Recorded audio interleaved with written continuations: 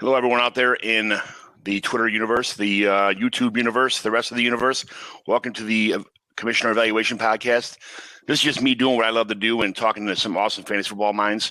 Today, we'll talk to Nick Skrip about Nick, some current events, some NFL rumors, some commissioner questions, some of the settings he prefers and some of the leagues that he plays in, some of the players he likes late. And as usual, we'll evaluate a team to see what they recommend to either rebuild or remodel a roster and the steps he take to do it. So, how about some guest introductions? Tell me about yourself. First of all, tell me about yourself, where the Twitter machine can find you and what you do in the fantasy football world that makes everybody want to follow you. All right. Well, first and foremost, thanks for having me on, John. It's been nice getting connected with you. We were hanging out this past weekend, so now we get to be on screen talking some football here. But yeah, you can find me at P2W Fantasy on Twitter. I'm just over a year into content creating there, but I go live at least once a week, sometimes twice a week with the podcast and make some articles and some other graphics throughout the week on the off season now. So yeah, it's been awesome just being part of the fantasy community and being somebody that puts out a lot of content. And one of the best things about it is connecting with other people like yourself. So again, thanks for having me on, man. Might have lost John here for a second. Oh, yeah. There we go. There's an echo on here, and I tried fixing it. I logged. Oh, all right. So I hope. I was just gonna lead the show by myself there for a second. I had some notes down, Pat. I was just gonna. That's my biggest fear when I go on some of these shows like that. Would be like, oh no. No, yeah. The funny thing with my own show, 2 times it's happened where I got kicked out of my own that I was hosting, so my guest kind of just hosted for like 5 minutes or something. But no, all good. So I was saw you do some live rookie stuff the other day. How was your rookie draft season going, and who do you find yourself having the most of, and who are you trading up to acquire in your rookie drafts? This is stuff I want to know because we have a draft coming up together. That's true. Yeah, I kind of hesitate to tell the truth on some of these things right now just because I don't want to show my hand. But yeah, it's been going good. It's been going good. I had some home league drafts recently, some other ones just on Sleeper with some Twitter friends and things like that. But I find myself drafting a lot of different guys, but the same 2 guys over and over and over again. The one is Kyle Pitts, who everybody knows about. I've tried to acquire what it takes to get Kyle Pitts in most leagues just because I think he could potentially bring that Travis Kelce, Darren Waller, George Kittle positional advantage. So with him being that freak athlete who just nonstop making plays as almost a wide receiver, I try to get my hands on him as much as possible. But he's one of the top guys, so everybody wants Kyle Pitts. But the other guy that's not as big as Kyle Pitts in terms of name value is Elijah Moore. I like Elijah Moore a lot. He had A.J. Brown in tears, his buddy, when he got drafted. The guy in college out of Ole Miss, where A.J. Brown, DK went, just a very good slot receiver, good route running and separation, good hands, but he can line up in other positions. And being on the Jets now with a rookie quarterback, I think he's got a clear chance to get some nice volume right away. So I actually did a YouTube video on Elijah Moore. I have a lot of faith in him getting volume, and I'm a big volume guy. So I've been trying to get him and trade up for him in a lot of drafts. So I actually took him kind of early in some of the home leagues just because I knew some other guys, pay attention to certain things. So yeah, Elijah Moore and Kyle Pitts, I'd say, are like my 2. I want to get both of these guys. Kyle Pitts being that tough one to get, and then Elijah Moore being that guy I'm going to reach for in these drafts. Yeah, that's I got some notes written down for Elijah Moore, just some stuff that everybody knows already. But the guy doesn't drop footballs. He runs perfect routes. He's almost like the prototypical slot receiver for the NFL. He'll slot right in pretty much anywhere. He landed in a great spot. So absolutely. That's absolutely fantastic. That's a really good target for anybody that's looking for mid to late round, first round draft picks. So, what are some of your favorite rookie sleepers in this year's rookie draft? Like as far as like sleepers, like not like the first round or second round guys, like something else a little bit deeper than that. Yeah. So one guy that comes to mind right away is Nico Collins. I think he's probably going in maybe the 3rd round of rookie drafts right now. But again, going back to that Elijah Moore point, Nico Collins is a guy that is stepping into a system where he could immediately line up as the other wide receiver on the outside. So you got Brandon Cooks, who I actually like a lot. On one side, you might have the veteran Randall Cobb as the slot guy, and then Nico Collins, just a big body receiver. If we talk about, the Elijah Moores and the Rondale Moores, and you just go down the list, looking at the profiles of a lot of these rookies, a lot of them have that similar kind of build and bring the similar, agile and gadget sort of play and things like that. And Nico Collins is more of a big body receiver who I think brings a little bit of a difference to this rookie class than some of the other guys. So I know the quarterback situation for the Texans is murky right now. We don't know what's going to happen, but at the same time, if a guy can step in and get some targets in the red zone and be on the field a lot, I like a guy you're grabbing in like the third round of your rookie draft to be a guy that can have potential flex value at some point this year. So I'd say that's a guy that comes to mind immediately. I don't know if there's for yourself, if there's a big clear cut sleeper you've been looking at. Those guys that all come around the same area, the Michael Carters, Amari Rodgers, Nico Collins. I like Nico Collins. A lot of he's being overlooked because at Michigan, he really wasn't, they didn't run a prolific offense over there. So he kind of got buried. But, he's a bad quarterback situation, but he can separate downfield. He's a big dude, ball winner. He's like a Donovan Peoples-Jones kind of comp, as far as that goes. I love Donovan Peoples-Jones. I wish he'd pan out this year. Hopefully he'll have a chance. But Nico Collins is that. When I heard you talking about him, I'm like, damn it, we're going to be chasing the same people in his upcoming draft. So and you mentioned Amari Rodgers, who, if he's got Aaron Rodgers, but that was the other guy in the video I dropped. So it sounds like we're on the same page with some of these guys. Thank God I go first in most of these rounds, or you go right before me. Shit, it's one or the other. It's one or the other, back to back. So I'll catch your mistakes if you don't get. Yeah, exactly. You'd be the first to. So yeah, when did you start playing fantasy football, and are you more of a redraft or a dynasty guy? A little bit of both. So, to be completely honest, I didn't just start playing last year or anything like that. But I didn't play in college because our college coach, I played college soccer at Lewis University. He was very, very strict about any sort of sports betting or anything like that. So I didn't play in college because they actually monitor that a lot over there with the NCAA. We were Division II school. But right after college, my brother, who you met, he actually got me into it. He was begging me for years, and I was like, nah, I don't know if I want to do it. Ended up doing a 2 redrafts early on, and then it shifted into more dynasty play. So I do a little bit of everything right now. I do some keeper league. I do one keeper league back home. I do some dynasty leagues. I do regular redraft leagues with some buddies from Twitter. So, my preference, I think, is dynasty, just because I love that, Madden mode where I'm building a team and keeping that team and shaping it the way I want. But I don't have any issues just playing redraft as well. So just been a big fan of diving into it head on, and I'm overly competitive when it comes to it. So I'm a bad loser, and I just want to win all the time. So I just love fantasy.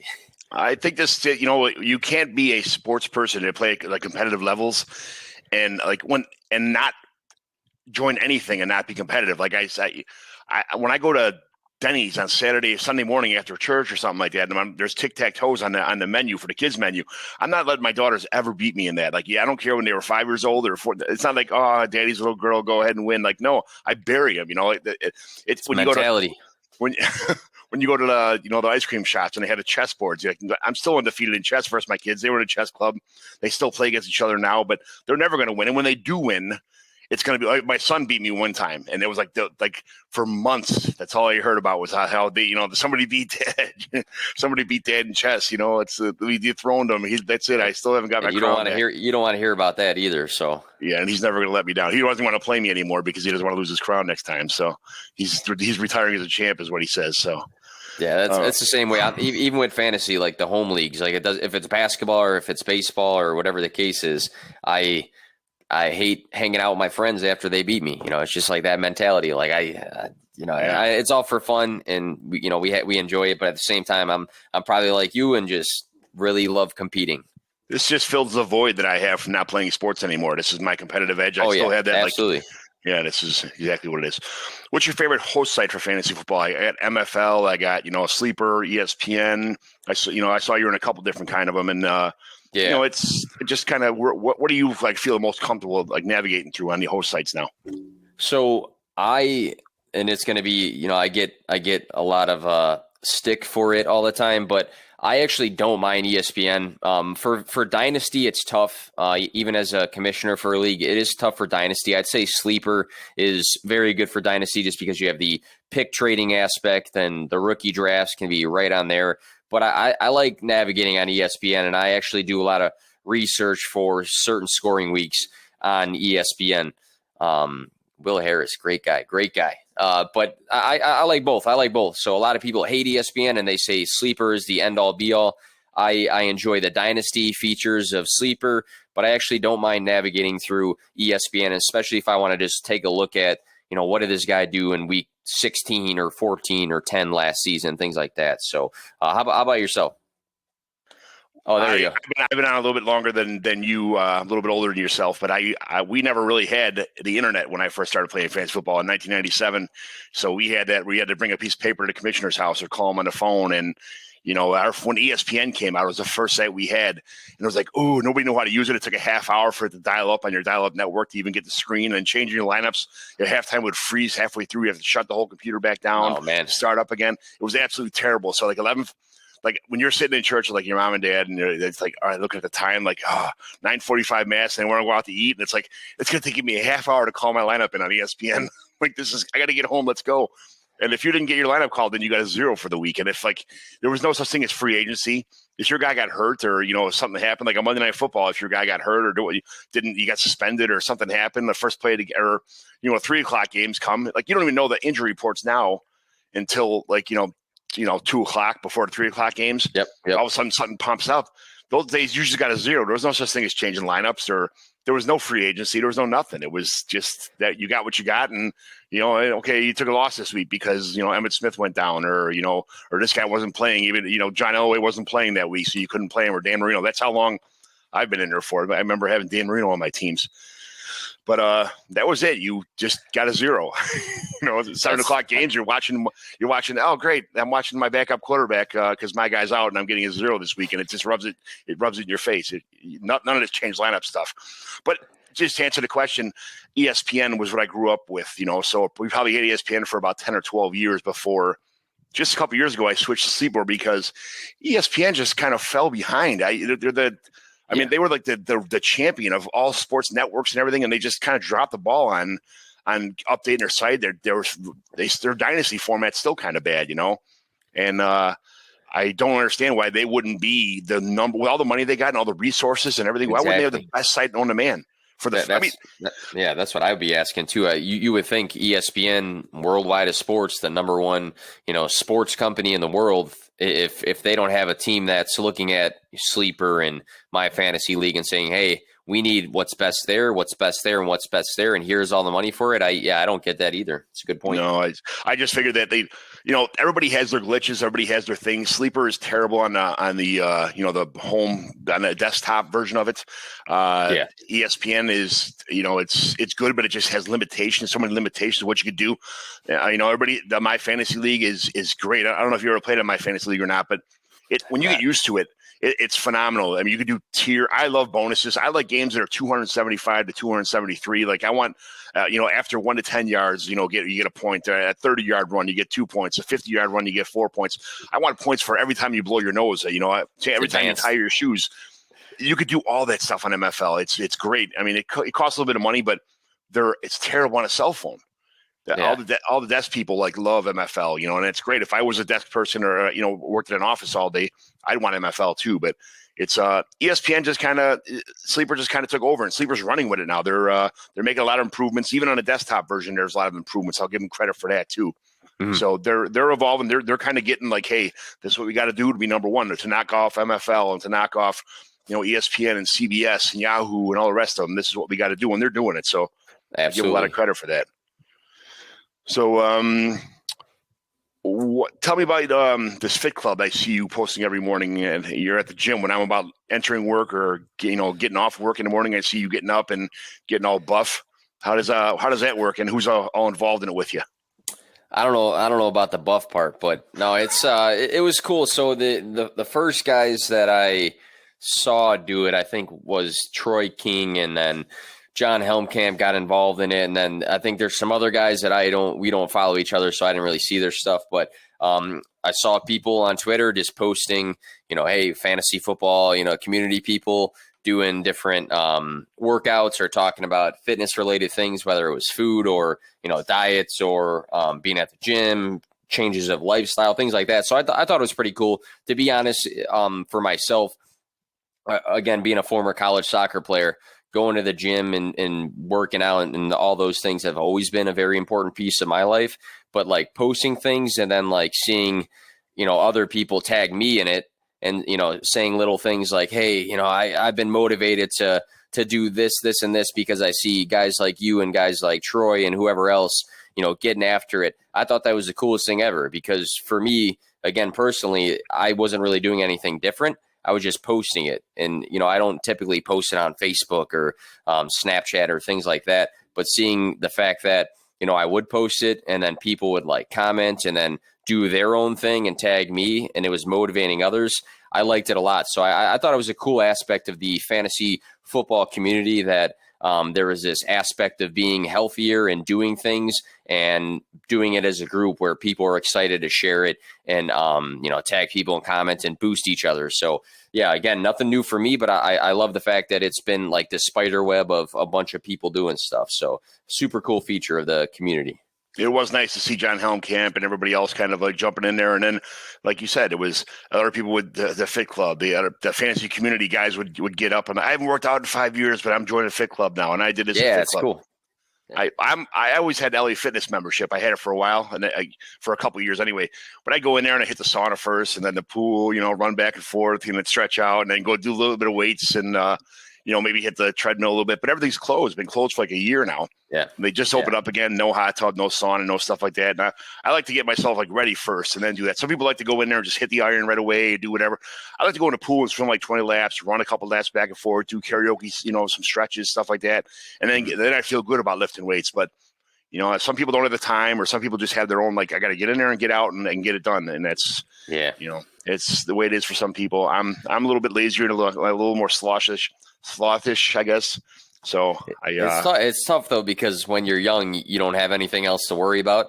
And then as life goes on, you get more and more commitments, even like myself with my 10-month-old. That's a factor. I can't be gone at the gym for 2 hours or something like that when I should be at home helping out. But it was a rough time with everything being closed, but it's been nice to go back and kind of get out of the house to do something every now and then. Yeah, I had 4 kids and my wife worked second shift, so I had 4 babies under the age of probably 11 years old by myself at night after work every day, and I was still dropping off at babysitters and dropping them off here and picking them up after. And I coached football and baseball, and I was the head coach and assistant coach of all these teams. And thinking back now, like if I had to start over and got to do all that stuff every day, I don't know how I did it back then. I don't know where I found the energy or the time. And then I'd have to give them all baths when I got home and make them dinner. And, my wife would make dinner and stuff, but I'd cut it up for them or, the babies, feed them, put them in their bed, give them baths. And then I'd still find time for Madden when they're all in bed, and that was my like 2 or 3 hours of Madden. But forget about sleep. Yeah. But I had those days that they were great, but I will never trade them for all the memories we made. So, oh, absolutely. What's your favorite Sunday afternoon or your munching food when you're glued to the TV watching Scott Hansen on Red Zone? Yeah, so just speaking of food specifically, because I love my Sundays to hang out and have some beers on the couch. But I'm a big everybody loves pizza. Everybody likes the sides and stuff. I'm a big salsa guy. I don't know why, but I always get on Sundays, we'll have my wife and I, we usually host a lot of things. So we'll just buy a bunch of stuff, but I always make sure that come Sunday, I got like 2 different types of hot salsa and then some, for the girls at the house that don't like that stuff. But yeah, pizza, salsa, whatever the case is, I try to eat decent during the week. So on Sunday, the football's on Chris Hansen. That's like the signal to crack open the beer and have some pizza and chips and salsa and things like that. So what about you? Yeah, when Chris Hansen, when he starts talking, it's like, yeah. I usually film it. I film the countdown like almost every time, like on my phone, and I just like send it out to Snapchat. It'll be like the 5, 4, and then everybody gets excited. So I love that. Red zone is like crack for fantasy football players. It's the best thing in the world. It's super awesome.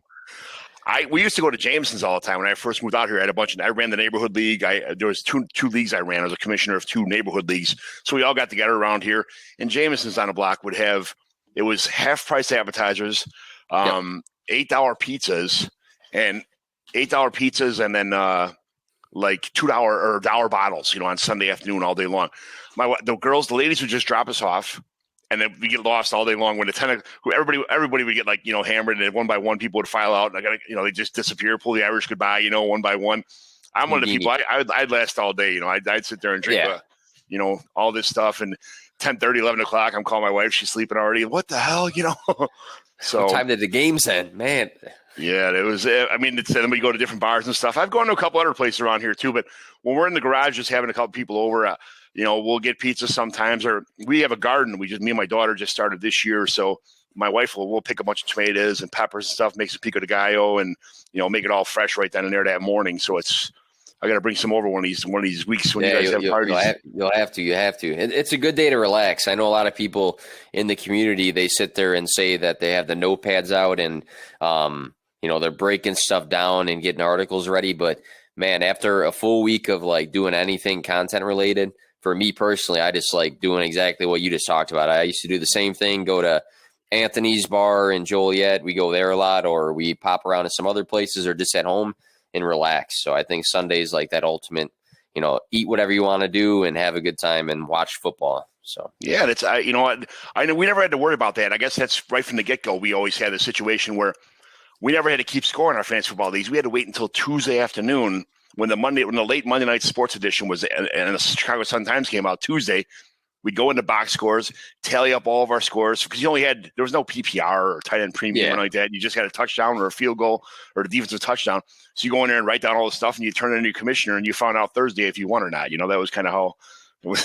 It's tough. I mean, I've never experienced something like that, but with you playing that and now everything's at the, in your hands and updates in real time, it's got to be crazy to have that transition and not have to worry about something like that. Yeah, I don't. Here's the thing: is I have a couple subscriptions to DLF and a couple other places, and I think I showed you a couple of my my spreadsheets, my Google Docs and Google Sheets, and I'll go ahead and I'll take a lot of DLF stuff and Mike Taglier. I hung out with him for a while. I love his stuff. I'll take his rankings, a couple other people's rankings. I'll average them all together, and then I'll kind of take my rankings and move guys around, move them back and forth. So, I don't make rankings. I'm not going to say I'm going to start doing rankings at 45 years old. This is how there's professionals that get paid to do this kind of stuff.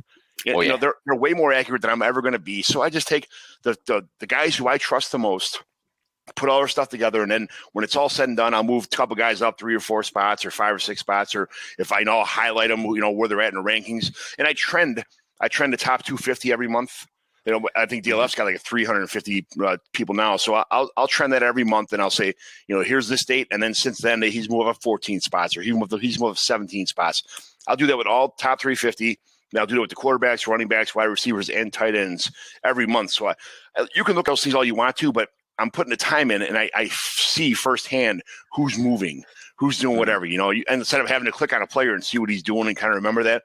Yep. I color code them red, blue, green, depending on how far they moved up or where they moved up or moved down, as far as that goes. So I kind of have firsthand on what's going on. I really have I really have a beat for the NFL of what's going on with the players across the board in every position. So have a good system.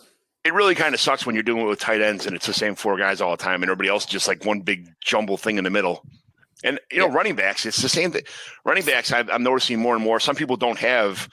They'll just. You wouldn't believe how many people just don't draft running backs. They do the no RB system, but they win, and they get like the Kareem Hunts and the Le'Veon Bells and shit like that, and they'll and they win these leagues because the quarterbacks and wide receivers. They punted and they got Josh Allen and Kyler Murray and a couple of good receivers, and then they get Kareem Hunt, who's a PPR back. He got him in round 12 or round 14, and he was like top 12 or something this year, right, or top 10. Yeah. So, It's a great system. I just can't pull the trigger on that because I like running backs too much. But maybe I'll have to evolve to survive.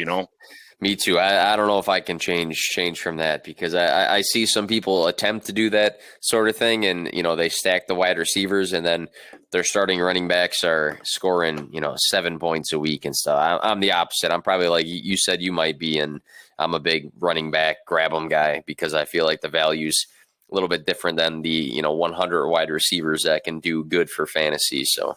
The other thing too is that I'm in no redraft leagues anymore. I was in like 13 or 14 leagues, the mix redraft dynasty. Now I just do nothing but dynasty. Now it's so much more, it's like I've evolved. At first when I was on nothing but redraft, I'm like, who the hell would do that dynasty thing? You got to know all these people coming up through. I'm not a Debbie guy, and I'll never be an IDP guy, but I do know like when these rookies come out, I never really paid attention before dynasty. And last couple of years, I've really kind of gotten into it. Like I go through all these people's rankings of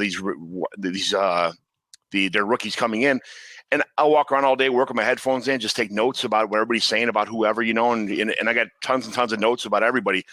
The super deep sleepers that I love that, some people never even heard of before, like I think I was telling you about before about that guy, Jalen Kemp, that, a lot of people never heard of this guy, but he's definitely one of my deep sleepers. I'm not sure if he'll play this year, but he's like a Megatron body type guy. He bench pressed 30 times as a wide receiver. He ran a 4.43 and he had a 40-inch vertical as a wide receiver, and the kid's 6'2", 230. Like that's unbelievable. Yep. And a guy like that who probably knows like, hey, I'm a sleeper. I got these abilities, and a guy that can bench something like that doesn't just happen overnight. So, the guy's probably working at it nonstop. But it's interesting to hear some people's deep round guys because, again, I'm like you. I do a lot of listening and note taking, and then comparing the notes. I don't sit there and pretend to break down film. I just don't. I'll watch things on, I don't know, highlights of stuff, things like that. But I'm the same way. I'm a big listener, and guys that I trust, I'll take notes and then I'll compare things all the times. But yeah, you run into some sleepers that nobody knows about that end up panning out to be, I don't know, even a flex for a few weeks or something like that. So. Yeah, I call that like there's a lot of guys who are like self-proclaimed film watchers, in there. I played football since I was in 4th grade all the way through college, like I the way I look at it is if I don't know the play right from the get-go, if I don't know it's a 32Y spider banana or something like that, whatever the play is called, how do you know that the quarterback's not that he didn't take the proper steps, that who he was looking at, who was the primary receiver, who was the secondary receiver, who was the third receiver, what did he miss on that play? When I'm watching a running back, when he's supposed to be, it's a 32 blast, how do I know he was supposed to go to the 2-hole and just didn't read the hole and went this way or went right or bounced it out or did whatever, didn't follow the play? I see some like plays where I'm watching the offensive lineman and they're making this play that you could drive a Mack truck through, and he just went the opposite way and got tackled in the backfield. And I'm like, this obviously that guy, I could see the offensive line formation, where they're blocking at, where their butts are at, how they're getting the ball open. And so I don't know how you'd be able to watch film and be an accurate film watcher not knowing the play. I mean, you see the guys that do the whole freeze the frame and circle the guy and do the arrows and stuff like that. It just, I don't know, takes a lot of time. And I think there's certain people that have like been there and have done it professionally. I had Sam, his account's Fantasy Scouts. I had him on the podcast, and he actually was a college coach and he was involved with the Browns. So like a guy like that, when he's talking to me about breaking down film, I'm like, man, you've done it before to a high level.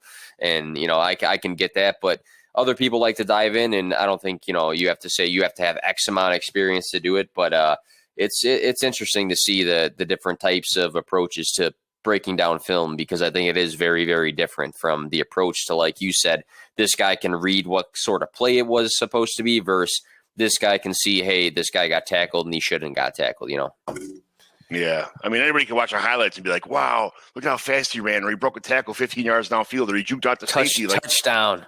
I want to know what he did originally to get open that way.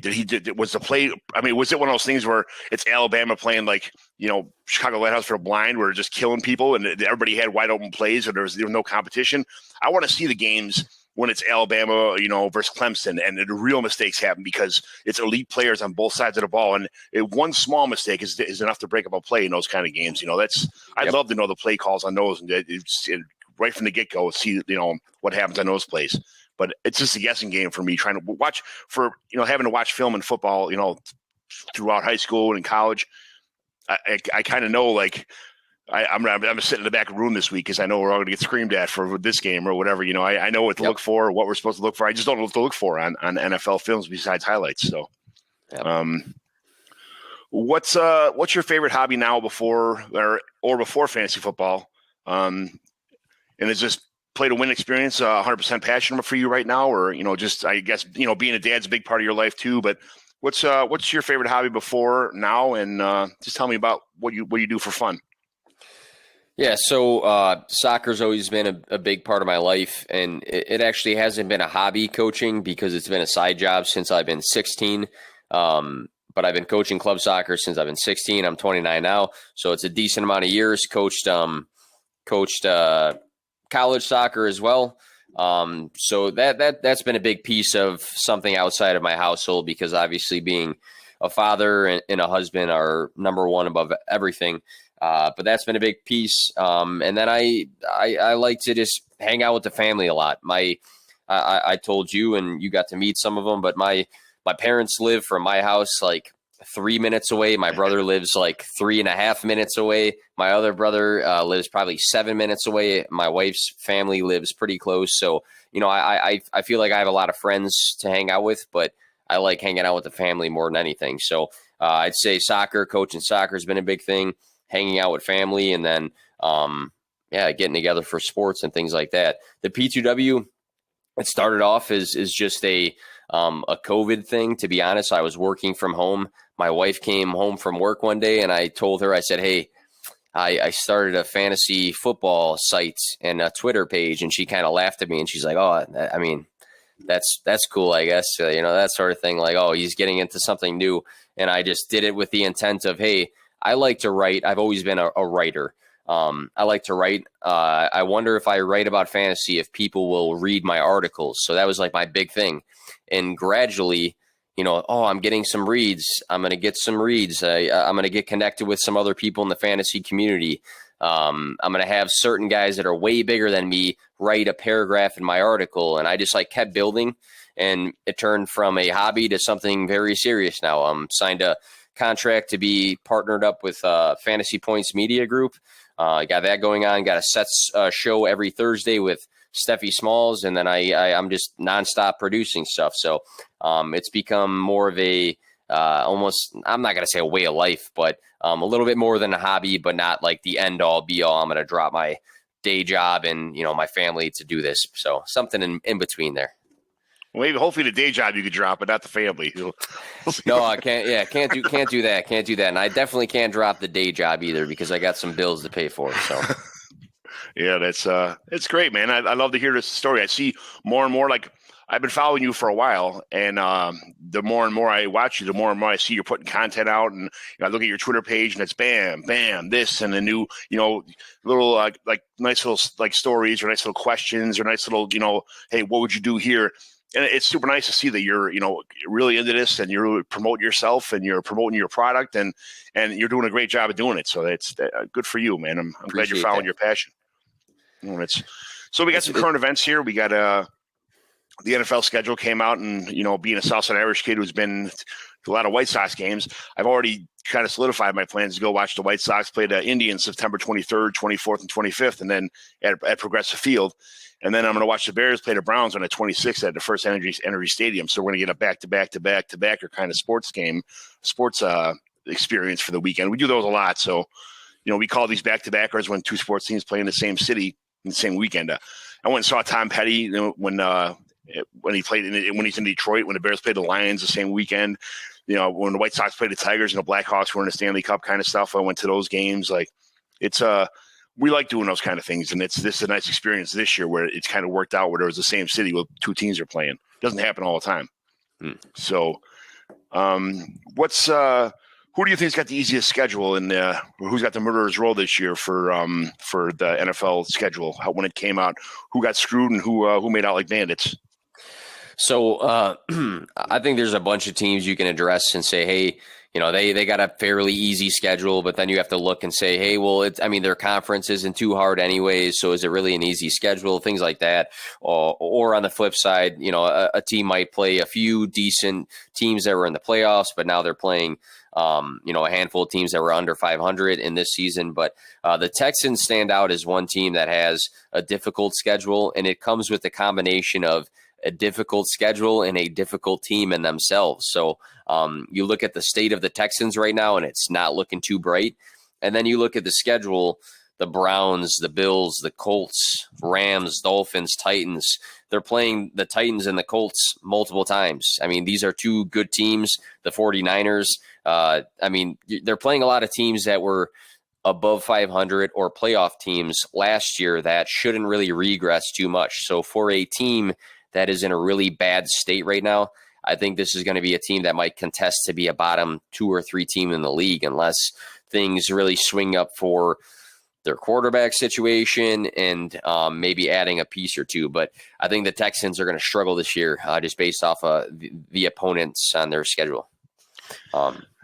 Yeah, I don't know what's going to happen with Watson on there, but if I was the Texans, I would, as soon as they settle in court or whatever, I saw an article today that people are talking about settling in court right now, so they don't have to go through the whole court process, and there's no other dirty laundry gets brought out to the public, and just kind of seal the envelope, call it a day, and get back on the field after a small NFL suspension kind of thing is what it looks like. But if I'm the Texans, I as soon as he gets back and gets released and is able to be traded, I send him away for 2, 3 first round picks, maybe first and second round picks for a couple years to some team that's near the top and just needs a quarterback away, like the Broncos or something like that. And I do whatever I could to start rebooting the franchise, because if it's all you have is a quarterback right now and a bunch of players that are, you need to rebuild everywhere on the Texans. It's not like they have 1 or 2 glaring spots. They're across the board terrible. So that's what I would do if I was them. But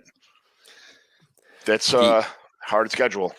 Yeah, and both sides of the ball, they struggle a bit. I mean, the offense, Deshaun Watson had a great season, but again, if for some reason he's not playing every game or he gets traded, if it's Mills or Tyrod Taylor, I like a guy or two on that team, but otherwise, I don't know. On the flip side, you mentioned the Broncos, just talking about that, but I think that they have a fairly easy schedule, and I know that they're a team that is rumored to be wanting to get a guy like Aaron Rodgers, or you mentioned Watson. Maybe they take a shot on him. They just brought in Teddy Bridgewater, but you look at the teams they played or the teams that they played this year and what they did last year, the Giants, the Jaguars, Jets, Raiders, Lions, Bengals, Eagles, Chargers.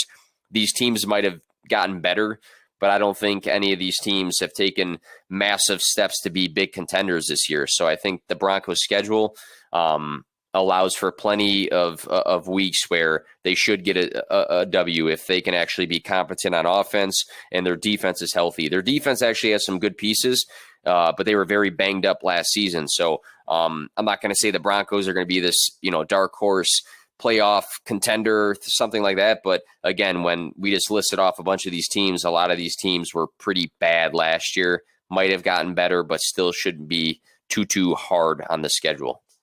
Yeah, that's Warren Sharp put out his the 5 easiest schedules: 49ers, Broncos, Browns, the 2021 Super Bowl Miami Dolphins, and then the Buccaneers. And then the 5 hardest schedules would be the Bengals, the Lions, Texans, Steelers, and Raiders. So Houston, like you said, not only is just got a banged up team, but a terrible schedule too, and it's going to be a brutal year for them. They're hoping for the number 1 draft pick, and they need it. So absolutely, but. So I heard a little bit of rumorville. We talked about Utah. I heard you and Stephanie talk about Tim Tebow after 9 years. Yeah, he's back to break all the tight end records and get his gold jacket. Make the Hall of Fame with his major comeback. What do you think about that situation? Yeah, I mean, he hasn't played in a while, and when he did play, he was just like, okay, I guess, in the league. But I made the joke on the podcast. It's like Urban Meyer's going to the party. The party is the Jaguars, and he's saying, hey, can my friends come with me? And he's trying to bring in some familiar faces. So I think Tebow might be a decent locker room presence. I think from a marketing standpoint, if he's on the field, people might be more excited, if he's in the red zone or something like that. So is he going to be a big impact for fantasy? I don't think so. I posed that question on the podcast because if you look at a lot of your home leagues, guys don't follow football as much as maybe you and I do. And a lot of people actually spent some top dollar fab on the offseason on Tim Tebow, which I think is a mistake, right? But I think he's just bringing in one of his guys, right? You see this happen in all sports where a coach comes in and he brings some former players or former assistants and things like that. And then somebody said earlier on Twitter, I saw is any sort of media could be good media, in terms of, drawing attention from fans and, the news and things like that. So that was an interesting one, just to put it kind of bland. I don't think he's making the team. I think he's there right now to just take a lot of pressure off an up and coming young team. Like, instead of, how a lot of teams will just create a lot of drama. Like the Patriots are real good about this, doing stuff like this. Tom Brady this, or Gronkowski did this, or somebody did this. They got a big name in Tim Tebow, and he's creating tons and tons and tons of press. This keeps all the young players on a new coach, a really, really rebuilding team.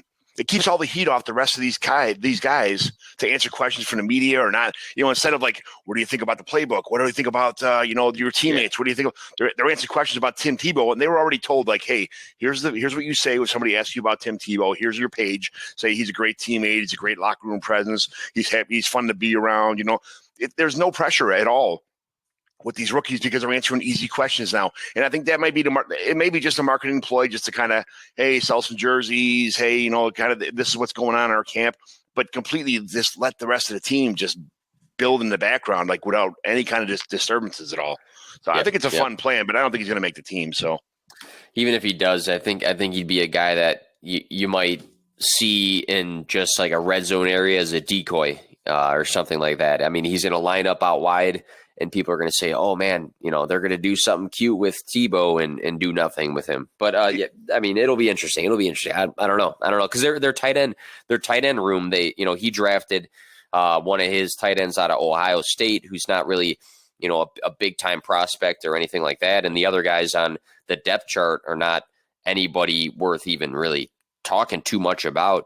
But at the same time, I don't think you expect a former quarterback to come in and be like the Gronk return we saw last year from a guy who's a Hall of Famer.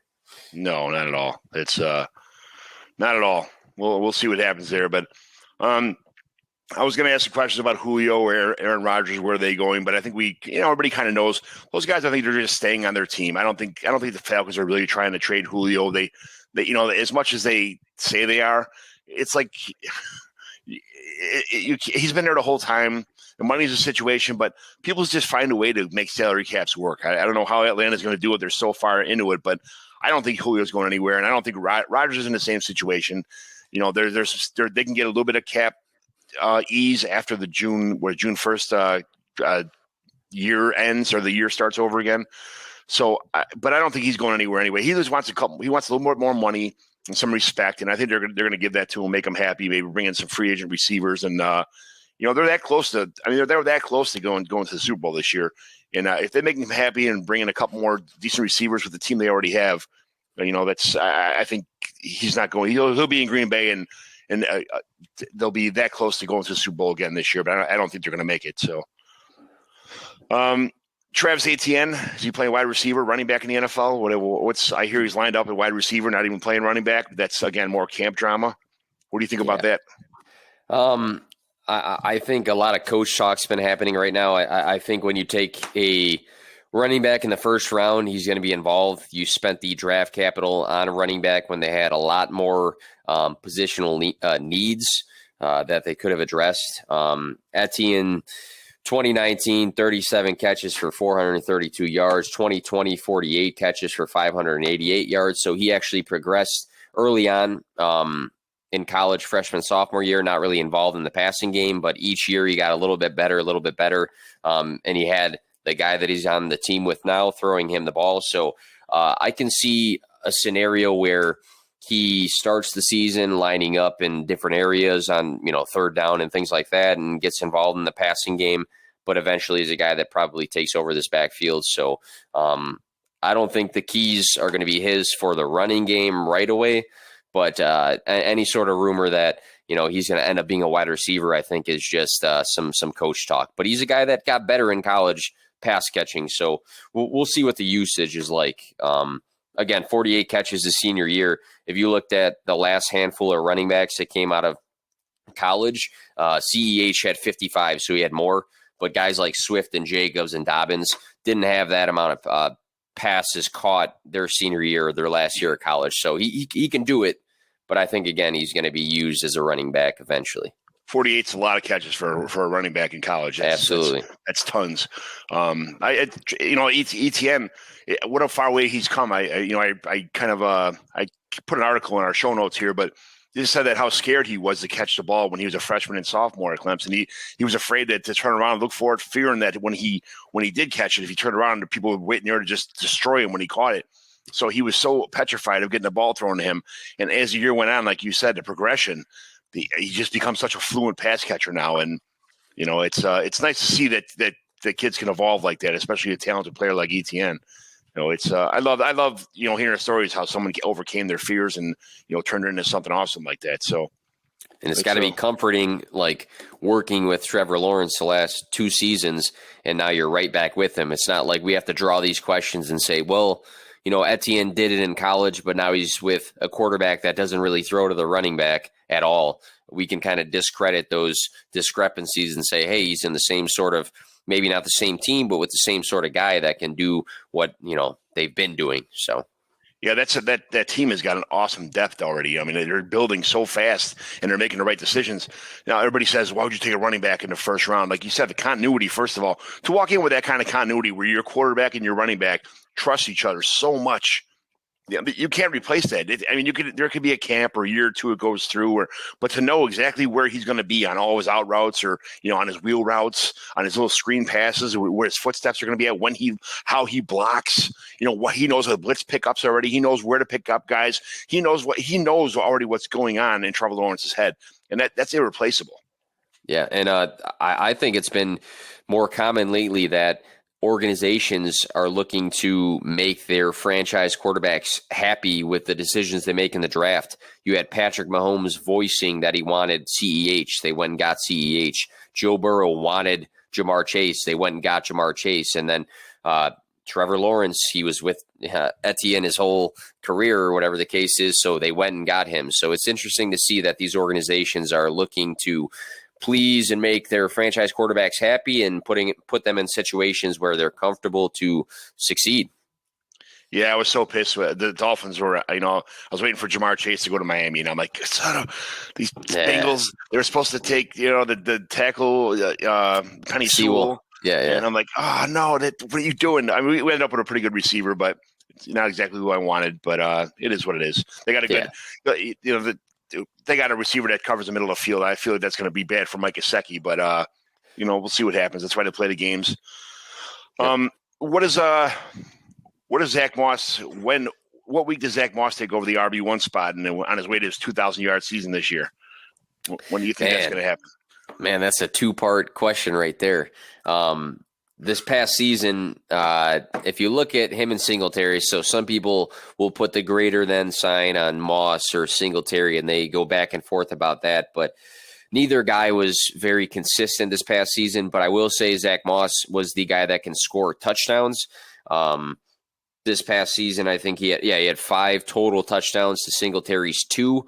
We know that the red zone running back in that system is Josh Allen. But Zach Moss, we saw some good flashes. Week 8 versus New England, 14 for 81 and 2 touchdowns, 20 fantasy points. 8 healthy weeks. He was under 10 points, though, so that's a big, question mark there. But he also had 4 weeks between the 10 to like the 13 range for fantasy. So if somebody does take over the backfield, I do agree and think that it should be Zach Moss over Devin Singletary and Matt Breida now. But I think the big thing is just going to be consistency for the yards per carry and the touches and the touchdowns and things like that. If it keeps going back and forth between this game it's Singletary, this game it's Moss, and then Breida is just annoying in some games, then it's going to be tough. But you put that number out there, 2,000, so you must be pretty confident in Zach Moss here. I own him pretty much in every league I'm in, so it's one of those things you have to. I thought for sure he was a bigger, faster, stronger version of Singletary. I'm like, this is what's going to happen. He's going to take over. And Josh Allen is evolving as a passer. He doesn't have to take so many runs now. So at some point in time, I don't think Josh Allen's never going to not going to run the ball. It's in his blood to be a running quarterback. It's in his blood to tuck it and run. It's just what he does. But the more and more he throws and the better receivers they give him, the less he's going to be running. So, when they're up big, they're going to be up big in some of these games upcoming this year because they're such a good team. And on top of that, they have a great defense. They have a great defensive coordinator. They have a great weapons. They're going to be at a point where they're going to rerun the ball, and it doesn't need to be Josh Allen running the ball every time. There's going to be weeks where Zach Moss has 15, 18, maybe even 20 carries a game, which it's not. I know they share the workload there a lot, but if there's a running back that's taking over the job and getting all the carries because he's purely a better running back than the number two, I think it's going to be Zach Moss. So 2,000 yards obviously is a bit of a stretch there, but I'm just hoping my guy takes over. A little bit optimistic, yeah. I'll take optimism. It's not. But I agree. If it is somebody in the system and other people are still hanging on to their Singletary shares, but I think just seeing a few flashes of Zach Moss and then seeing that he actually can find the end zone, I think he's got the best chance. And to his benefit, they didn't add anybody, in the draft or in free agency. That's a big name. Aaron Jones was like a big, where's this guy going to go? And he stood, in Green Bay and things like that. But he's got a chance year two for a running back. So, yeah, it was. We were at McBride's watching day one. Day two. I forgot where we were at. I watched every pick that the Bills had, and I'm like, oh, come on, cross my fingers. Not a running back, not a running back, not a running back. And they laid off, and I was so happy. So, even if they pick up somebody now who's a waiver wire guy at this point in time, the teams have already got so much depth right now. There's not that many running backs available on the waiver wire. For Gurley's out there still. He's not a bad back. I mean, he's not. He's not. And a lot of people will say he's got terrible knees and things like that. But I promise you, if a team is a contending team like the Bills or one of these other teams, like is he going to demand $80 million in a signing bonus? No, he's not. But could he make your team better in certain areas of the field? Maybe not for the Bills, but just in general. I mean, the guy's a touchdown machine in the red zone. He's awesome. It's undeniable that if you can get a guy like Gurley on the team-friendly contract for maybe 1 year, maybe probably not even a 2 year, just a 1 year contract, like you said, a win-now team, and give him 10 touches a game. I mean, he could be dangerous. That's all he wants. He doesn't want to be a full workhorse anymore. He can't do it anymore. But he's still. You can see when he's in the game, the guy's fantastic. So if you can get him on a team for 10 touches a game, I'd probably take him in Dynasty because. As a flyer, a bye-week fill-in kind of guy, because he's going to have games where he's going to score 2 and 3 touchdowns a game. You just get lucky and plug him in that week, and there you go. If that's your flex on a given week where you have some guys on a bye, so be it. Your second flex, right? Exactly. Yep. So the last of the rumors, Zach Ertz is still not getting traded out. I think he's sitting out camp. It looks like right now, we're kind of demanding a trade. That's kind of a thing of the past now, but the way the players' agreements is signed up, but. Tom Brady and Trevor Lawrence have not started throwing yet due to minor surgeries. Antonio Brown's got another lawsuit filed against him for something that happened before with the moving guy in the last situation with his ex-wife, whatever. Deshaun Hamilton, this kind of hurt my heart a little bit because he's always been like a fantasy darling to me. Deshaun Hamilton, he reportedly tore his ACL off the premises. They're making a big deal about it. It wasn't at the facilities, almost like they're not going to cover it or, it's not part of his contract now because it didn't happen at the facility. So I don't know what they're going to do with that. But I always liked Deshaun Hamilton. I just feel like, he was this close to breaking out and it just didn't happen. And, then he got buried with Cortland Sutton, and everybody on that team. And they got a great tight end and a compliment receiver. And he just never panned out. And this might have been his year, but that ain't going to happen. He might just be one of these guys who could have been somebody and just never panned out. So, Yep. Could be the case. But we got some commissioner questions here. How many local leagues do you play in? And how many online leagues? How many local leagues? Are all your stuff all in person? Just kind of. So I got a pen and a paper, so it sometimes helps me think. So I run a offense and IDP league. My brother runs a team back home. That was the draft this past weekend. I'm in a gauntlet league with some other guys. So that's 3. And then I'm in a keeper league with some guys back home too. So I got 4 home leagues. I think I have another. I have one on Yahoo. I have a lot on Sleeper. I have yours now as well. So I'm pushing a lot of leagues right now. But I'd say probably 4 or 5 of them I have the ability to link up with guys and, draft in person. This past weekend we did at my brother's house. He just moved in pretty close. We had the live draft there. So that was cool. And I know a lot of people knock offline drafts on ESPN and things like that, but I think it's very personal, when you go to some guy's house and we put it on the big screen TV and we draft that way. 2 weeks ago, I had my draft at his house as well because he had a housewarming party and everybody got a little bit crazy there. But you remember those times with your league mates, So plenty of drafts offline with people from Twitter and things like that. But it's a good mix. I'd say I have a good balance of the home leagues and then the leagues from guys all over the country. Yeah, home leagues are definitely a thing. I'm the only league I'm not in a home league is the Scott Fish Bowl. That I've been in there 4 years in a row now. I got lucky to get in.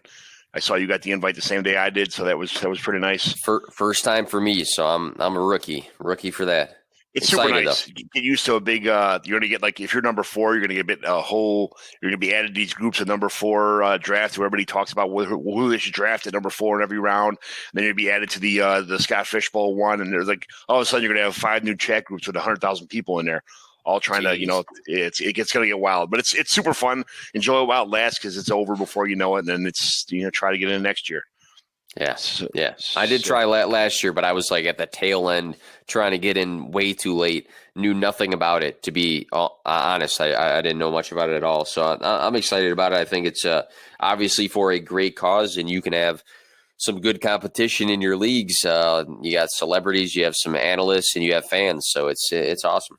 Yeah, I made it to the 3rd round of the playoffs one year. That was the farthest I went, but it was I've made the playoffs every year I've been in there, so that's awesome. It's been nice, yeah. So we got a couple more questions. We'll kind of skim through these. Do you like big time scoring leagues, or are you kind of like just basic PPR, basic kind of leagues with not too much going on? I guess I already mentioned before that I like the more scoring, the better. If I can find some way to score 700 points a game, I make it happen, But what about you? I don't have a major preference as long as it's not having a huge impact on the way that I would draft in that league. I mean, obviously you got to pay attention to the league settings and the roster settings and things like that before you make any sort of draft for the league. But at the same time, everybody has the same chance to score X amount of points on a given week. So as long as you are paying attention, just in general, if you're paying attention to the league settings, the roster makeup, I don't have a big preference. I can see both sides to scoring for everything and scoring for just, the basics of things. But yeah, I mean, again, everybody's got the same chance in a league to score for different areas and stuff like that. So I don't mind. I like long touchdown. I like the PPR with a bonus for like a 20-yard touchdown. You get a bigger bonus for a 40-yard touchdown pass, a 40-yard touchdown catch, a 60-yard touchdown catch is more points, an 80-yard touchdown catch is more points. I want points on top of points. You should. I mean, it's the same thing as like a field goal. Why would you get 3 points for kicking a 10-yard field goal, or like the minimum would be a 17-yard field goal, I guess? But why would you get the same 3 points for a 17-yard field goal as a 62-yard field goal? You should get bonuses for all that kind of stuff. That's a big one because a lot of leagues have been fading kickers. I'm still in 2 or 3 that actually have kickers, but we do make sure that in those leagues you have to have that separation because anybody can do a 10-yard field goal. Why should it be worth the same? But yeah, it is interesting because people will argue about something like that for kicker scoring, versus yardage gains and things like that. Yeah, I've always been the guy who just I wait till my very last round and I find the kicker who has the furthest bye week in the season, on a decent team, and that's all I care about. Like, okay, I'm gonna have a quarterback or a kicker for my first 11 weeks, and then it's his bye. And at that point in time, I'll know if I want him or change him, or somebody else comes up, or somebody accidentally drops a kicker. I can pick somebody else up, but that's it. So funny thing is, I joined a startup with a bunch of accounts from Twitter, a bunch of good friends from Twitter, and it is a double kicker league. So you can start two kickers. Sounds terrible. Interesting.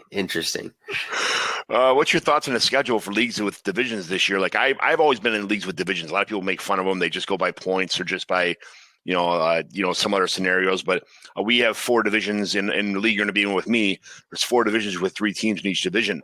In a scenario like that, each player plays their own division opponents in week 1 and 3, and then 1, 2, and 3, and then they play them again 11, 12, and 13. So the division games are super important because you play your people twice, and it's right at the playoff time when your final matches are. So the problem this week is that there's a bye week in week 14. So I don't know what I'm contemplating now for doing all these leagues is do I just have a complete bye in week 14 for the entire league and then do playoffs 15, 16, and 17, or just say, hey, if you didn't get the bye, if you're not one of the 2 teams, because like teams 1 and 2 will get the bye in both brackets, toilet bowl bracket and the winner's bracket. So just kind of say, hey, if you guys didn't get the bye, too bad, you're SOL, and then have a 2-week championship in week 16 and 17. Or, how do you feel? What do you think should be done about this schedule situation? It is interesting. I've seen a lot of people just bumping an extra week and going through that 17th week. But early on, I had some guys from the home league that were thinking about it right away. And my big thing was get the consensus and then evaluate from there. Let's see what the big guys that run the big sites. I mean, I'm not going to say, Matthew Berry and Field Yates are the end all be all, but when you see maybe more of a consensus to a recommendation, build off of that. I mean, when it comes to divisions, like you're saying, sometimes it has some impacts and things like that. But I don't like to personally reinvent the wheel. I don't want to put down, the piece of paper and the pen and say, this is what should happen. And I don't care what any other league's doing. This is what my league is going to do. So I think the big thing is just going to be see what the consensus does. But also as a league commissioner, you need to have an opinion, but also get the survey from the rest of the room, because this is new for fantasy football. And if you just say, this is how it is, this is what we're doing, too bad if you don't like it, then that's not being the best commissioner. So I think it'll be important to find the go-to route, but then survey the room and say, hey, this is what I think. What do you guys think for the league? Yeah, the problem was, before with the people in your division was you play each division players twice, and you play the 9 other games where you played every other team one time. So now there'll be, if you had that one extra week, you'll be playing one other team twice. It's just your random, and it's going to be problems of why are we going to play him twice, or why does he get to play him twice, or that guy's team sucks and he gets 2 easy wins the whole season. Why did it? So there's tons of problems with that. So we'll have to, like you said, we'll put it to a vote in every league I'm in, and we'll put it to vote in our league too, and then just see what happens. So Yep. That's all you can do. Yeah. So how do you schedule your off seasons in your leagues? Like, how do you implement a taxi squad after the setup? Or do you have taxi squads first of all in your leagues? My first experience with taxi squad have actually been in this off season, joining some other leagues. I personally, for the home leagues, we've never done something like that. I've been in 2 different kinds of leagues where one dynasty I'm in, the bench spots are very deep. The other one is not. So it's kind of just a free for all of adding and dropping and trading and things like that in the off season. So curious to hear about your experience though, because taxi squads have been big for a lot of leagues, and it's just something I've not had an experience with. I'm not a big fan of them because some people they'll trade for every draft pick and they'll have a 35-man taxi squad. And it's like you have 35 free players on there. It's not really. I think it's too big of a advantage for some people who are behind, and they suck up all draft picks. And the teams in win now mode are like, yeah, I'll take this guy for you take my whole draft, and I'll take whoever. It gives some people a big time unfair advantage, but we play with our league is going to have the losers bracket as potential points we have a draft lottery system with little lotto balls, and You get like 40 lotto balls if you had the least amount of potential points. The second place is 25 balls, 15 balls, 10 balls, 5 and 4, or whatever. So the problem with a taxi squad is on a lot of these sites, they don't count the taxi squad towards potential points that you could have had if you win. But that's not, you might have an extra 12 or 15 or 20 guys in your taxi squad. So we have to vote on how many people come in a taxi squad. I like to do my leagues kind of like we started the one we're doing now. Year one is 25 man rosters, and then year two will import the 5-man rosters, the 5 rookie draft rosters. So we'll expand the whole league to 30. And then year three, we'll vote and see if we want a taxi squad, go to 35 people, or just leave it at 30. I'm 100% fine with having 12-team, 30-man rosters. I think with no kickers, no defense, I think that's plenty of people to have in a player pool. It still it makes people trade. There's not much of a waiver wire, but there's still people out there too. So I'm not a humongous fan of the taxi squad. Some people love them because they're in these super deep 47-man leagues, and that's just too much. At that point in time, there would never be a waiver wire. You might pick up Minnie Mouse's third kid or something like that, but I mean, there's nothing left at that point in time. And I'm a big fan of. I mean, maybe in leagues that are like semi-deep that still have that minimal waiver wire where it's the deep league guys that end up panning out, but I'm a fan of playing the waiver wire because I think it's a big part of fantasy football, even in the dynasty leagues. The one home league I'm in, my brother's league, there's always a waiver wire. I mean, the squads are not super deep, but they're deep enough to have a cushion for if you have injuries and things like that. But playing the waiver wire is huge. I mean, if you look at fantasy baseball and fantasy basketball and fantasy hockey, the waiver wire for those leagues is part of how it all operates. So I think with fantasy football, some of these taxi squads where you have, like you said, 20 guys sitting on a taxi squad, you're having too many guys sit on a team that may never be touched and they may be wanted elsewhere, but they're not traded and things like that. So I definitely am a fan of having somewhat of a waiver wire, especially if you have fab and things like that, or else it's kind of pointless to have that. Yeah, last question as far as that. Do you like fab or do you like the waiver wire, the traditional waiver wire system where the guy who's in last place gets first pick? Fab for sure. I've been in leagues that only did the waiver order, and fab has actually been new for some of the home leagues the last 2 years. But if me and you both like a guy, it's going to come down to who puts down the most money on the guy. And if you win, then you lose that money. I think it's just the most fair way. If a guy's losing, should he have the highest priority to get the best guy on the waiver? I don't know. Why is he losing? Is he losing because he had a poor draft? Is he not setting his lineups correctly? I mean, there's so many reasons why guys don't do well in fantasy. I think everybody should have that opportunity from a financial standpoint to bid on players regardless of your record. And I'm a big fab guy. Some leagues have 1,000. Some leagues have 200, 100. It just depends on how much of a separation you want from the bidding, I guess, in terms of how high or low that actual fab dollar is going to be. You're going to have a 1,000-man budget in my league just because of the fact that it's so much fun. Like I say it all the time, it's so much fun when you put in $19 and the guy, right below you put in $18, and it's like instead of putting 1 or 2 or 3, you just have a little bit. Even the bottom tier waiver wire guys, you can put $1 on or $2 on or $3 on. But when it gets to important players who are like the James Robinsons last year, somebody's going to put $862 on James Robinson, and somebody else is going to put $874 and beat him up by $12 on the 99. And that's the difference. And that's the difference. It's fair, though. I mean, that is pretty fair, though, because you got to be strategic about it because you spend it, you lose it. I mean, last season, if you spent money on Mike Davis, that was great for fantasy, in redraft leagues. But if you spent it on Dearness Johnson from the Browns, which I did in one league, it was a big hit. It was a big hit. So it's always interesting to see how people spend their money because some people do it week 1 and 2 and then they're done for the year. Well, you could trade fab money in our league too. So that's definitely a tradable asset. So. All right, so moving on here, we do trade evaluations every week. I sent you a team. I put it on Twitter also. We evaluate a team. We send it by a listener to decide if it's a simple remodel or if it's a full-scale rebuild. This week we have a team that was an orphan and was taken over by my friend Sean Roach, who coincidentally will be in our new league also, Roach's team, this summer. And you already met him once in McBride's.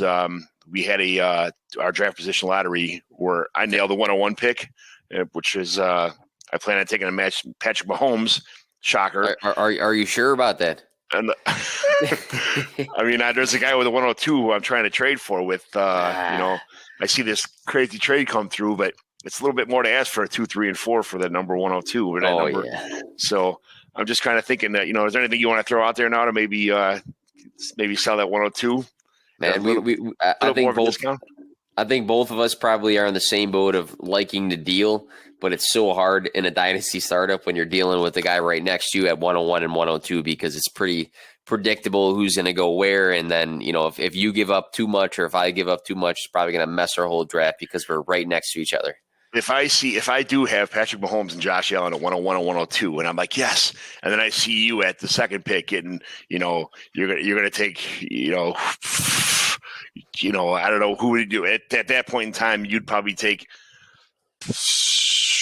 I'm not telling you now, so you can guess. I'm not telling you. You're going to take my guy, Chris Godwin, and then way back around, take DJ Moore, and I'll sit there and drool and say, what the hell did I do? It really wasn't worth it. I couldn't do it. And then you take Matt Stafford in round 5, and I'll be like, son of a bitch. I could all this for Josh Allen. I just can't do it. Yeah, but it's going to be tough to swallow. But I'll keep sending offers. We'll see what happens. For sure. I'm itching to draft in that league. Itching. Yeah, Steven Johnson just joined in. We got a couple people on there, like a lot of Twitter guys that are, really – they have their own podcasts and websites and stuff, and it'll be fun. It'll be real good. So we have I'm going to put this team up here to see what the biggest team needs are. We'll run through the team first of all, and then we'll kind of let's see. Let me get this up here. I'm terrible at this StreamYard thing. I'll get it one day. All right, so here is the team. It's a Dynasty Superflex PPR tight end premium 0.75, 10 starters, 30 total players. It's 5-point touchdown, 2-point interception for passing, 6-point rushing and 6-point receiving. Some small accomplished bonuses like 6 points for 100 yards. 8 points for 200 yards rushing, which barely happens. Rushing and receiving, and this guy has. In 2021, he has a 106, 109, 205, 311, 405, and 505. And in 2022, he has all 5 of his picks in 2022. So he's able to. I just traded him Miles Sanders. He traded me Miles Sanders, and I gave him the 109 because I didn't like who is at the 109 this year's draft. I just don't feel like the people there are going to be as good as Miles Sanders are right now. So.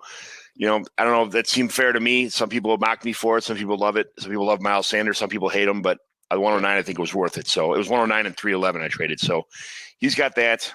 He's rebuilding a little bit. But his team consists of Matt Ryan, Daniel Jones, Cam Newton, and Kyle Allen. I'm not sure what's going to happen with Kyle Allen there. But his running backs, Cam Akers, David Montgomery, Darrell Henderson. And then it just kind of dwindles real fast.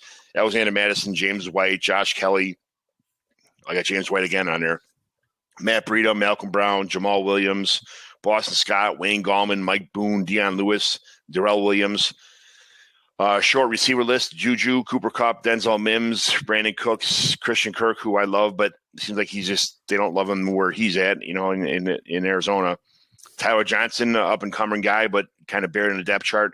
Demarcus Robinson is supposed to be an up and comer on the Chiefs, but that's a nice receiving core. It's it's a little bit deep, some depth, but he's definitely has to make some improvements there. It's not super deep.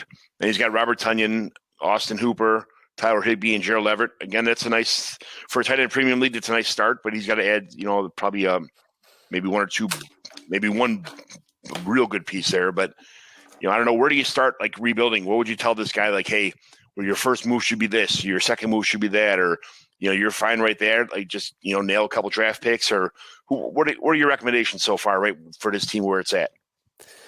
So with the quarterback situation, just to start, you said this was a 1 or 2? This is a super flex. Super flex. All right.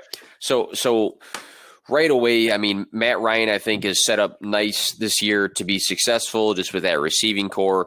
Daniel Jones has some improvements, but I don't know if we look at either one of these guys from a dynasty perspective and say, hey, one of these two is a top 10 dynasty value right now, and you really need a third. So for a super flex league, I always recommend having a third, maybe even a fourth quarterback on your chart here. So Cam Newton might play this year at some point, maybe in the beginning, but he's set up to lose that job at some point. So I'm thinking with these picks that he has, that 106 might have to go towards a Trey Lance or a Zach Wilson in a super flex league, just to add some depth to the quarterback position, just because we know how important the quarterback position is in super flex leagues. So that'd be my first quarterback recommendation out of that core there. Yeah, if you can get the 106 Trey Lance at 10, even though I'm not a big Trey Lance fan, it's 106 is definitely a great investment. And then 109, if he can get Trey Lance and Mac Jones at those 106 and 109 pick, to solidify maybe the future of his quarterback situation. While if Daniel Jones pans out this year, which he's supposed to, if they gave him a couple weapons, it's nice to have Kenny Golladay there, and hopefully Evan Ingram can catch the ball, and there'll be a defense improves a little bit. That's if you can have two young up and coming quarterbacks that do pan out, along with Daniel Jones that pans out, and you probably have another 3 years of Matt Ryan. Who knows what's going to happen with that? This is not a very deep quarterback class. So after that 109 class, he's SOL if he's planning on getting something later in the draft. You're grabbing somebody like a Mond or a Trask or something that you're going to have to wait a while for them to even play. So yes. So as far as quarterback goes, that's really his only option, or unless he wants to trade Matt Ryan for some other young and up and comers or some guys, there's people aren't that high on Sam Darnold. If he can get Sam Darnold maybe a better running back, or Sam Darnold and another receiver, or a decent up and coming tight end, that maybe try to make that move. But Matt Ryan right now is in a win now team. I'm not sure this team is really built for a win now. I think they're kind of. I think this team is a good team. He's got good starters, but his depth is at every position is kind of pretty weak. Yeah, I think I like that suggestion with Sam Darnold. I'm a lot higher on Darnold than other people are, and I have been. So I think Matt Ryan is going to be that big flashing light for a team that wants to win this year, because I think he's a guy that's going to be in a high passing volume offense on a team that probably is going to be from behind, just because the defense tends to give up some points. So, yeah, good points there. You said with the depth, the running back room here, the top two from a dynasty perspective, a lot of people are very high on Cam Akers, and then David Montgomery just had a season where he was the RB4 overall. So I think these two guys right here have some good value. Two young guys as well, but then you go down the list, and can any of these guys be involved at all this year? I don't know. A lot of these guys are buried. I mean, Darrell Henderson him and Cam Akers having both, that's a good safety blanket. Madison, a lot of people like, is that one of the top handcuffs in the league. James White used to be a big pass catcher. He was like the RB7, I don't know, a couple of years ago. But the rest of these guys here, I don't know if they're going to play at all, Right. So I almost wonder, I mean, if this team's kind of trying to shape itself, Cam Akers and David Montgomery, I think that's your base, but you might have to make some sort of move to have some depth just in case, knock on wood, that one of those guys gets injured or you got to prepare for a bye week. So I might be going for a very cheap asset to trade for if that's the case, or with his draft picks, I forget which ones he had specifically, but you might be able to grab a guy with the 205 might be a guy like maybe like a Michael Carter who can get volume right away and be involved, or a Trey Sermon who might pan out later. I don't know if he's going to play a lot this year or not. Yeah, Trey Sermon's been I love Trey Sermon, but he ended up in a great situation. But I'm not sure how great the situation is because there's so many people there. But I think he can win the job right from day one. That's just my opinion, just because I'm so high on him. I'm an optimistic guy. Like, you saw my evaluations before, you heard my evaluations before. Yep. But Michael Carter would be a great pick. If Trey Sermon or Michael Carter fall to 205, he's got two quarterbacks, one of those two running backs, up-and-coming running backs, and then 311, 405, and 505. Those are all just kind of dart throws at some some players that, maybe we talked about before, you might get lucky, because maybe a couple all them quarterbacks that are way back in most people's, draft or rankings. Maybe somebody takes flyers on quarterbacks before they take a running back or a wide receiver, guys who are stacked at other positions. And, the 311, some golden goose falls to 311 to 50 or 405 to him. So, hopefully the draft pans out. That's the benefit of a super flex league too, is that the quarterback's going to be taken, so that continues to push some of the other skill players down the draft board. So that's a nice benefit. Yeah, his Juju, you got to like some of these guys. I love Cam Akers, but people just are kind of poo-pooing all over Cam Akers this year, saying he's not going to happen. It's a great offense, but it's not. They're going to try and pass more. It's not. The defense is so bad that they're going to have to run. They're going to have to pass instead of running. He's a great receiving back out of the backfield too. I don't get the Cam Akers hate. I think he's probably the most talented running back. Out of the. I wouldn't say the talent, but there's the top three guys from last year that I think are real close neck and neck that Cam Akers fits right in there with. Montgomery. I don't know. It was the whole backfield to himself last year towards the end of the season. Great schedule, no competition.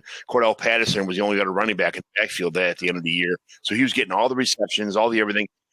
And it's not going to be that way this year. He's going to. Everybody's back. They drafted a couple of running backs too that aren't going to. I'm sure they're not going to be taking much, but every little bit that Tariq Cohen's going to get his reception. He's receiving back. They signed Damian Williams for the Chiefs. Yep. They signed, and that's another guy that's going to be getting 3 or 4, probably maybe 10, 12 snaps, plays a game. That's all going to eat into what he did last year. And he didn't do anything until he had that easy schedule and no competition. So he's definitely somebody I'd try and get rid of him at top dollar if I possibly could. Been built for the future, and that maybe some more draft picks or a better running back. I wouldn't bank on David Montgomery saving my franchise.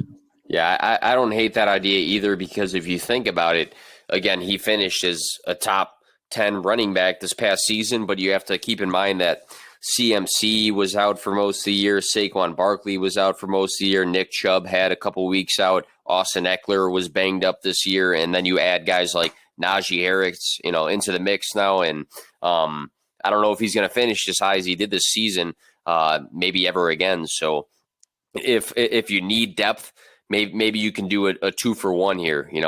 A running back that's going to get some touches and play, plus somebody else that you can plug in on a bye week. Yeah, I love Darrell Henderson. I wouldn't go as far as to say like, hey, you're not going to get much for Darrell Henderson right now. He's kind of undervalued as far as I'm concerned. And if Cam Akers goes down, I think he's more than a sufficient backup to handle the workload and the Rams offense. Yeah. So I'd keep him around too. Same with Madison. James White, I don't know what this is going to happen with that situation, but his receiving core, Juju, great receiver. He signed a 1-year contract just to kind of, just stick around to see Ben, ride Big Ben into the sunset kind of thing. But who knows how good Big Ben's arm's going to be, and who knows who's going to be the future of the quarterback right now for that season. Juju, I think, is a little bit overvalued in a lot of people's evaluations. The same with Cooper Kupp. He's got some good years. He's got some good stats, but I'm not seeing that trend continuing forever. Denzel Mims is another guy. I like Denzel Mims, but he's been supplanted, I think, as far as the number one receiver on his own team now.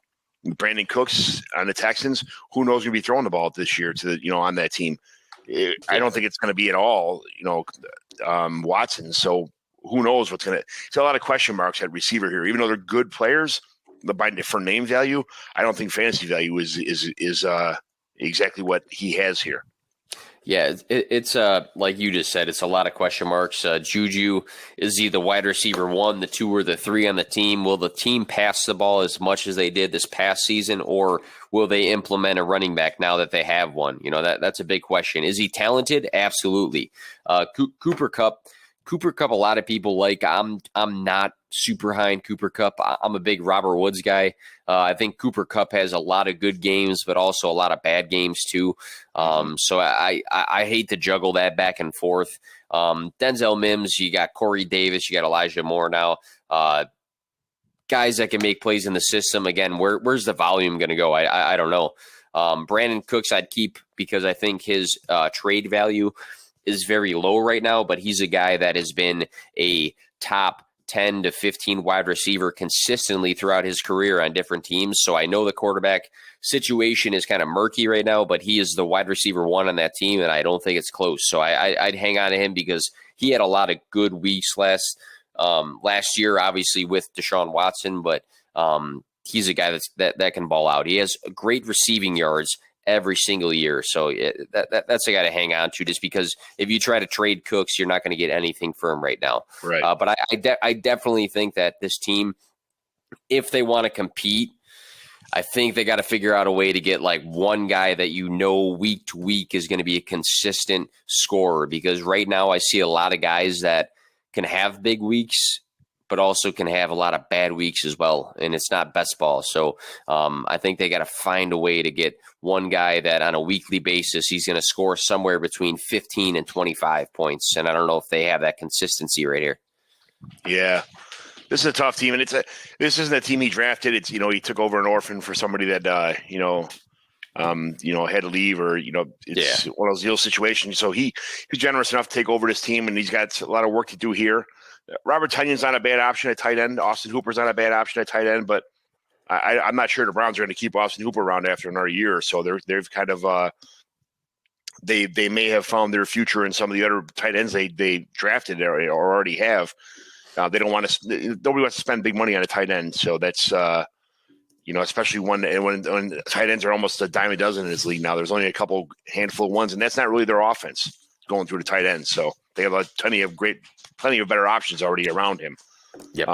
I like Higbee, but Gerald Everett. We'll see what happens in Seattle. Who knows?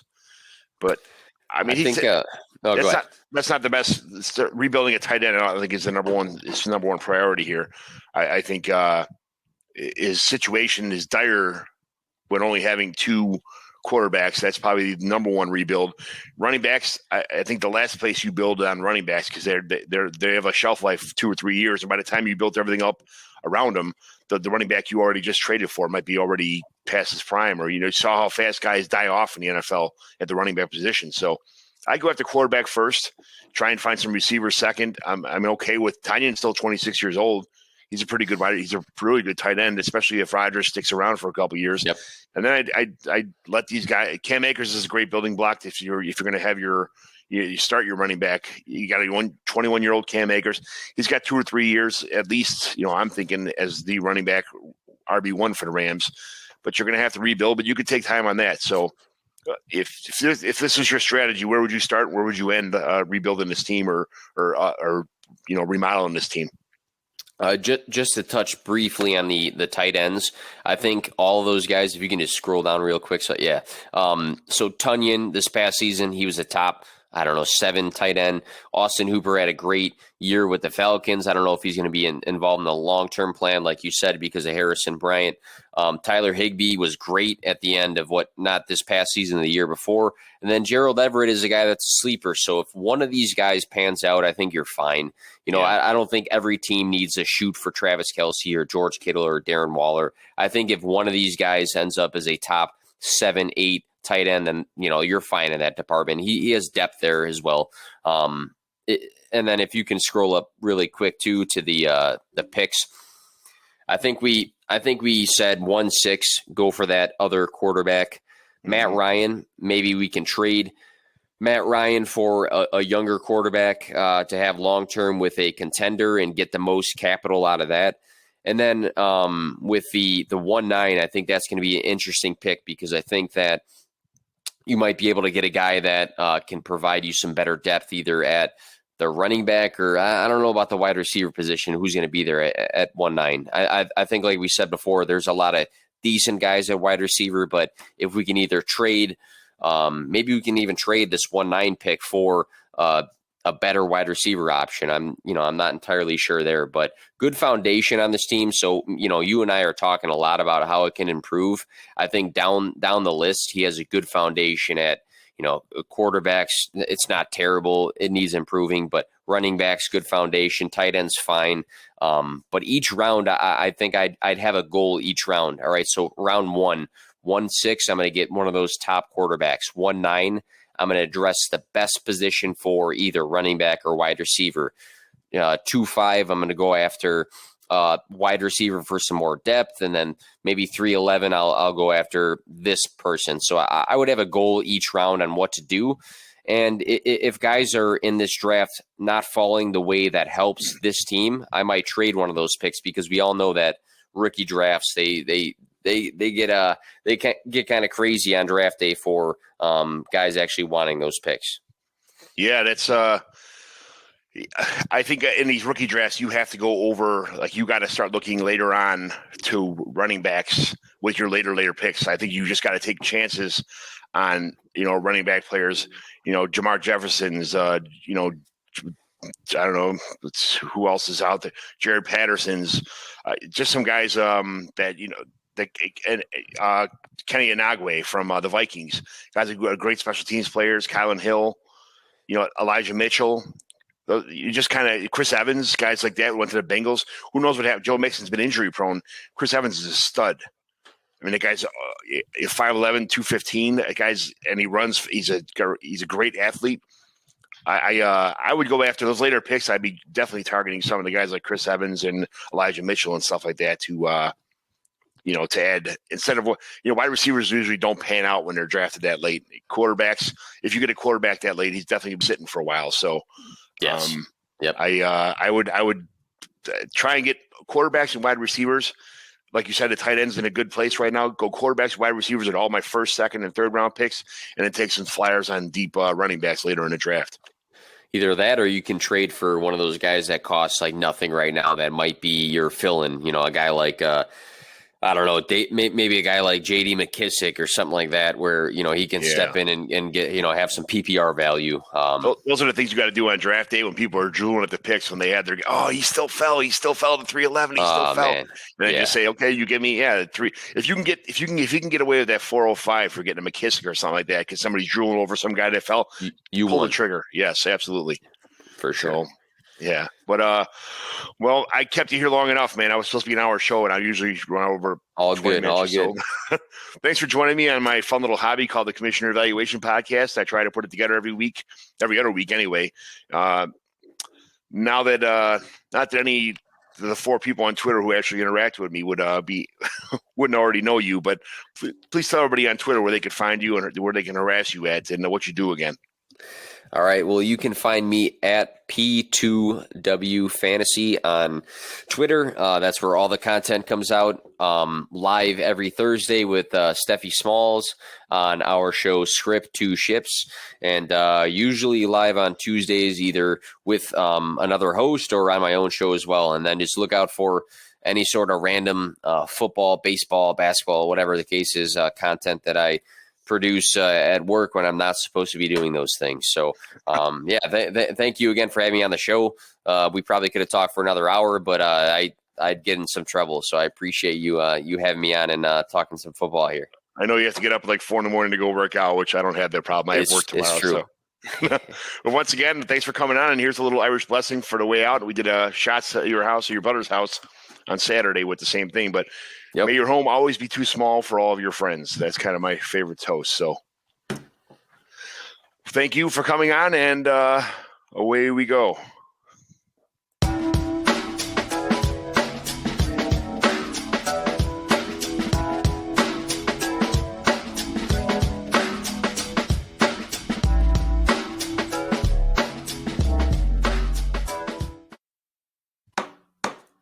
Good show.